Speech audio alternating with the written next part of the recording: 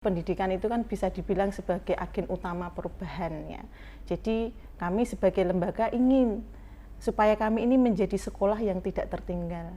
Maka itu salah satu hal kuat yang mendorong mendorong kami untuk mendaftar sebagai sekolah penggerak. Supaya kami bisa mengikuti perkembangan dunia di luar sana.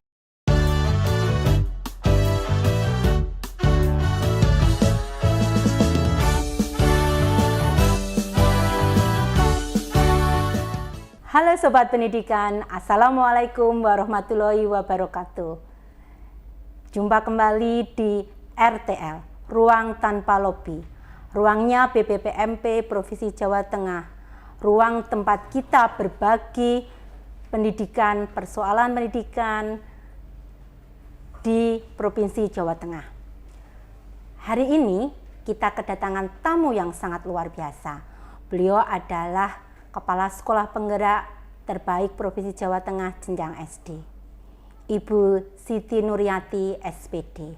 Assalamualaikum Bu Siti. Waalaikumsalam warahmatullahi. Apa kabar Ibu? Alhamdulillah sehat, baik. Ya, hari ini kita akan berdiskusi ya terkait praktek baik Ibu dalam menerapkan kurikulum merdeka. Ini baru booming-boomingnya ya. Semua didorong untuk menerapkan, mengaplikasikan di sekolah masing-masing kurikulum merdeka ini. Nah, Bu Siti ya, kita panggil biasanya Bu Nur ya, pakainya Bu Nur begitu ya.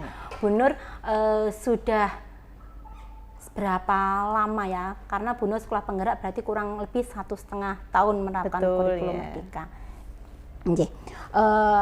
Sebenarnya kami ingin tahu ya, alasan apa yang mendorong Bu Nur itu mendaftar sekolah penggerak yang memang diwajibkan menerapkan kurikulum merdeka, begitu Bu Nur?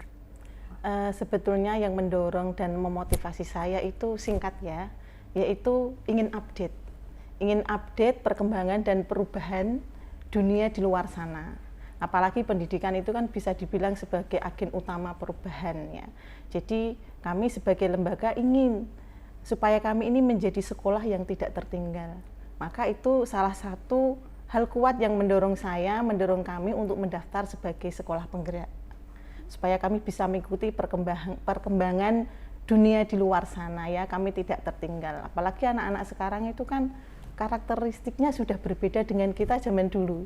Maka kurikulum sekolah itu harus dikembangkan sedemikian rupa. Apalagi program sekolah penggerak itu adalah programnya dari pemerintah, dari Kemendikbudristek. Maka kita merasa senang sekali dan menyambut senang kita difasilitasi untuk bisa mengikuti program pemerintah. Dan alhamdulillah kita bisa lolos. Ya. Ini kan ketika pertama kali mendaftar ya. Iya. Notabene sekolah Bu Nur itu sekolah swasta ya, SDIT Asalamah begitu. Apakah yayasan itu mendukung tidak dengan jenengan mendaftar sebagai kepala sekolah penggerak itu, Bu Nur? Alhamdulillah kalau dari yayasan itu sangat mensupport dan mendukung, karena pada saat proses kami harus mendaftar itu kan harus ada izin dari lembaga, karena kami swasta, maka izin kami dari yayasan, dan alhamdulillah yayasan memberikan izin dan support luar biasa kepada kami untuk bisa mengikuti program sekolah penggerak. Oke, setelah menerapkan kurikulum merdeka 1,5 tahun ini Bu Nur, iya. Apa yang keunggulan dari kurikulum merdeka ini menurut Bu Nur? Keunggulan yang kami rasakan selama kami melaksanakan atau mengimplementasikan kurikulum merdeka kurang lebih 1,5 tahun ya, 1 tahun lebih 1 semester ini yang saya lihat, maaf bahasa tidak resmi saya ya, guru dan siswa ini menemukan aha. Jadi kalau bahasa Colin Rose itu guru dan siswa sama-sama menemukan kata-kata aha. Ahanya di mana? Jadi awalnya memang guru itu ada sebagian guru yang bahasanya pesimis, ragu. Tetapi dalam perjalanannya berinteraksi dengan teman-teman guru yang memang sejak awal itu sangat sangat merespon dan menyambut baik kita mau melaksanakan kurikulum baru, yaitu kurikulum merdeka. Akhirnya perlahan guru-guru yang awalnya agak ragu, pesimis dengan adanya perubahan kurikulum setelah mempraktekkan beberapa prinsip dari kurikulum Merdeka seperti pembelajaran berdiferensiasi, guru mulai mencoba pembelajaran dengan menerapkan berbagai model-model pembelajaran, guru menemukan ternyata dengan menerapkan prinsip-prinsip kurikulum Merdeka ini hasil belajar anak bisa meningkat, bisa lebih baik. Kemudian anak juga menemukan nya itu dengan pembelajaran yang terdiferensiasi, anak terlayani sesuai dengan kebutuhannya, sesuai dengan karakteristiknya, sesuai dengan gaya belajar dan modalitas yang dia miliki. Anak ini merasakan pembelajaran yang bermakna, anak-anak ceria, enjoy. Habis project itu biasanya nanti ketemu bu gurunya, Bu kapan nih pembelajaran project lagi gitu ya. Meskipun tidak semua pembelajaran itu bisa menerapkan dengan project, tetapi saya menekankan kepada Bapak Ibu guru, betul memang semua pelajaran karakteristik materinya itu tidak selalu bisa menggunakan model project, tetapi saya sarankan memang gunakan model-model pembelajaran yang sintaknya sudah ada.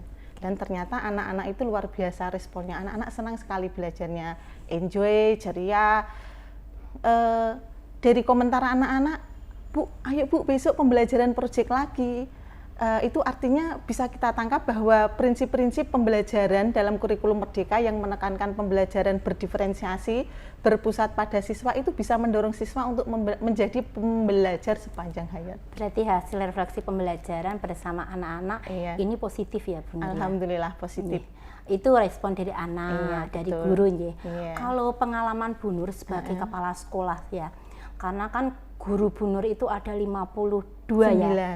59 ya? Betul. Oke, sekitar 59 guru ya, dengan 24 rombel ya. Ini tantangannya luar biasa. Betul. Ya, bahkan ini potensi juga yang luar biasa. Semoga. Nah, dengan kondisi yang banyak seperti itu, strategi Bu Nur bagaimana untuk mendorong guru, mendampingi guru dalam menerapkan kurikulum Merdeka ini Bu Nur? Baik Bu Mel, jadi betul sekali. Di antara tantangan yang saya hadapi, yang pertama jumlah guru saya itu besar sekali, ada 59.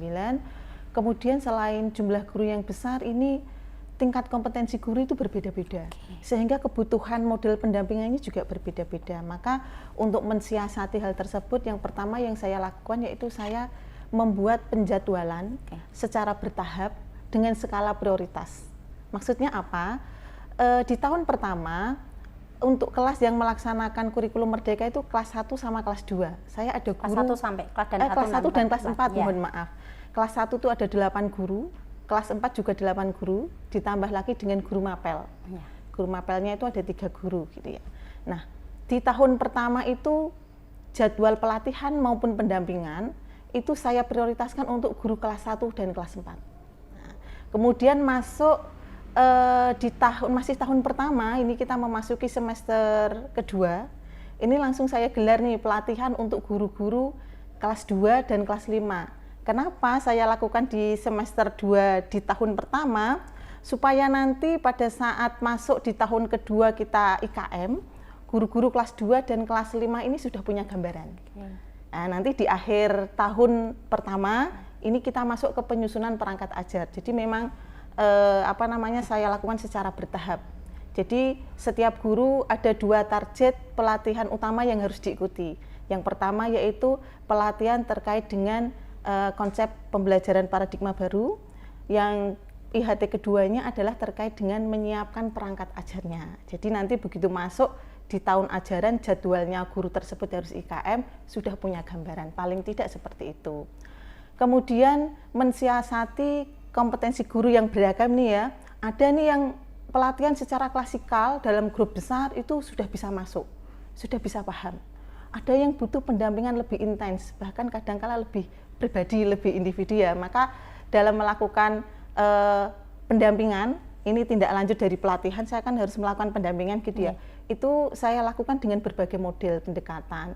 Ada pendekatan secara klasikal, kemudian nanti saya melakukan pemantauan nih, pemantauan mana nih guru-guru yang butuh pendampingan lebih. Nah, sekiranya bisa secara grup kecil, misalnya melalui KKG, saya lakukan lewat KKG. Nanti saya akan pantau lagi progresnya. Oh, untuk guru tertentu ini ternyata butuh pendampingan yang lebih intens lagi. Saya datangi secara personal, seperti itu Bu Mel. Oke, berarti yang terdiferensiasi itu bukan bersama anak-anak, tetapi guru-guru pun juga pendampingan dari kepala sekolah juga terdiferensiasi sesuai dengan kemampuan kompetensi masing-masing guru ya. Oke, nah pelaksanaan kurikulum merdeka itu kan memang susah-susah mudah gitu mudah. Susah kalau dipikir sendiri, dilaksanakan sendiri. Nah, mudah itu kalau kita gotong royong kolaborasi. Betul sekali. Selain jenengan memotivasi guru, siapa saja sih yang terlibat mendukung pelaksanaan kurikulum merdeka ini, Bu? Iya, Bu Mel. Jadi kami sebagai lembaga atau sekolah swasta ya, ini banyak pihak atau pemangku kepentingan yang harus kita libatkan. Yang pertama, yayasan pasti harus kita libatkan karena yayasan ini nanti yang akan membantu menyediakan sarana prasarana. Juga selain itu tidak hanya sarana prasarana secara materi maupun fisik ya, harapan kami juga bisa mensupport nih secara spirit ke guru, ke sekolah, ke semua elemen warga sekolah gitu ya. Kemudian yang kedua, karena bagaimanapun kita di bawah naungan Dinas Pendidikan, kita libatkan Dinas Pendidikan. Yang dalam hal ini mungkin sebagai aksi di lapangannya adalah pengawas. Jadi kami juga komunikasi dengan pengawas. Selain itu juga Dinas Pendidikan ini juga kami koordinasi sangat baik sekali. Misalnya dalam hal BOS misalnya ya, karena itu juga merupakan bagian pendukung keterlaksanaan IKM. Kemudian berikutnya adalah orang tua. Orang tua maksud saya juga komite di dalamnya ya, itu juga kami rangkul karena nanti orang tua itu yang akan memberikan pendampingan tindak lanjut ketika anak-anak itu sudah pulang.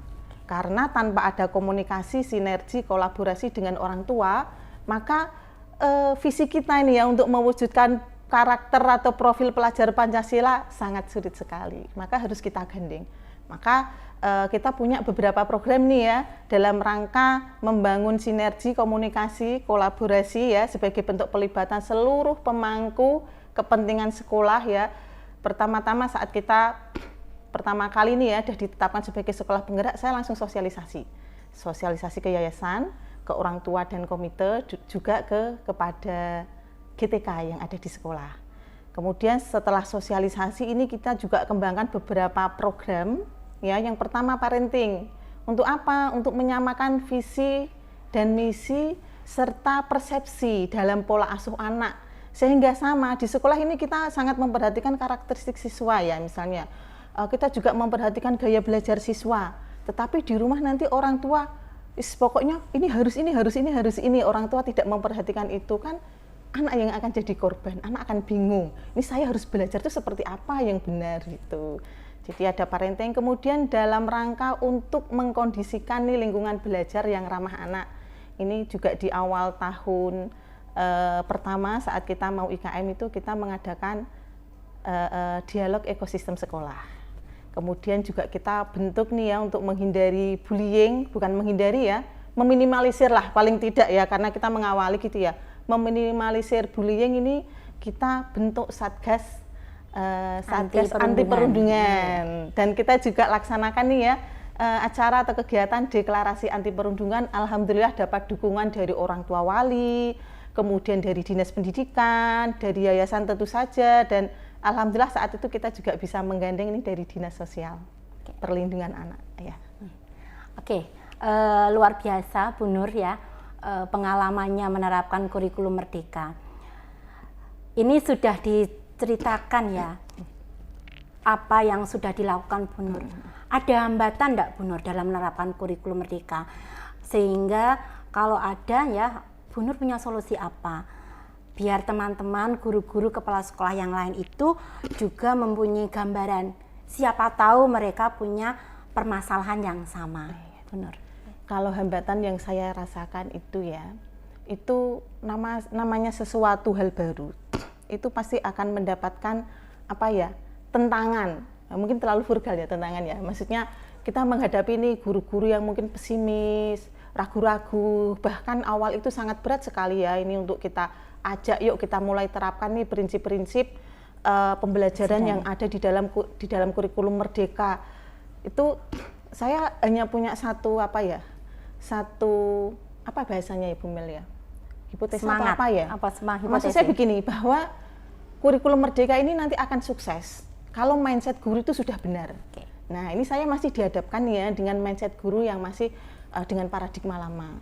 Dan itu ya perlahan, saya itu perlahan. Jadi solusi yang saya lakukan ini, yuk sesama teman saling mempengaruhi. Saya nggak punya bahasa ilmiah Bu Mel, pokoknya yuk kita saling pengaruhi, kita dorong teman-teman kita, terus teman-teman yang sudah berhasil menerapkan pembelajaran berbasis project misalnya ya, atau discovery learning, atau problem solving based learning. Ternyata dengan menerapkan model pembelajaran itu, guru merasakan hasilnya lebih maksimal, yuk saling berbagi dengan temannya. Akhirnya apa? Oh, ada testimoni, ini loh kurikulum merdeka, kalau memang kita konsisten menerapkan sesuai dengan prinsip dan konsepnya, kita akan mendapatkan apa ya, pembelajaran yang lebih baik daripada kita menggunakan paradigma yang sebelumnya. Seperti Luar itu. biasa ini Bu Nur menerapkan komunitas praktisi atau yang sekarang berubah istilahnya menjadi komunitas belajar di sekolahnya. Jadi saling berbagi praktek baik di komunitas belajar di sekolahnya Bu Nur ya. Jadi luar biasa ini Bu Nur. Bu Nur, terima kasih atas waktunya berbagi praktek baik Sama-sama. hari ini. Semoga ke depan lebih maju. SDIT Asalamah menciptakan generasi-generasi sesuai dengan visi yang sudah ada di SDIT Asalamah. Amin. Terima kasih Bu Nur, Sama-sama. waktunya ya. Iya. Sobat pendidikan, ya, apabila ada hal-hal yang ingin ditanyakan lebih lanjut, bisa ditulis di kolom ya, di bawah video ini, podcast ini. Insya Allah nanti kami dan narasumber akan menjawab segala pertanyaan yang disampaikan kepada kami. Oke, teman-teman, yuk mari kita tergerak, menggerakkan untuk transformasi pendidikan menggunakan kurikulum merdeka. Terima kasih, cukup RTL hari ini, kita jumpa lagi di lain waktu. Terima kasih. Assalamualaikum warahmatullahi wabarakatuh. Waalaikumsalam. Terima kasih Bu Nur Sama-sama, waktunya. Bu Mel. Kapan-kapan kita berdiskusi Insya kembali. Allah. Ya. Terima kasih.